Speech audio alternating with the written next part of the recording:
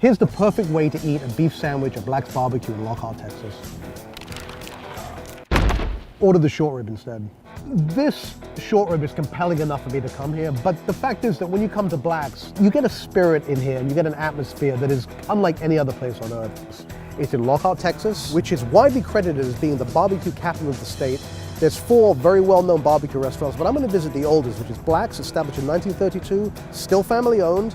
It really is like a touch of the Old West in the 21st century.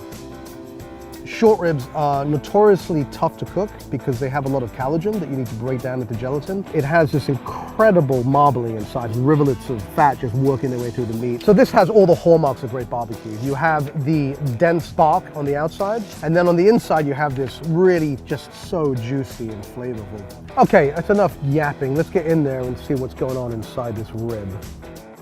It just pulls right apart. Look at those beautiful tender ribbons of flesh. You get the smoke, and that's kind of what hits you up front, but then you get the flavor of the actual meat underneath, almost like the tenderness of a long braised stew, but then you have the external crunch of like a good steak. So it's really like all the great things that you can do with meat kind of combined into one dish. I think pound for pound, you get more flavor out of short rib than almost any other cut of beef. So when you visit Lockhart, and you must visit Lockhart, go to all the places, but do not miss the beef short rib at Black's Barbecue. Thanks for watching. For more meat shows, subscribe here.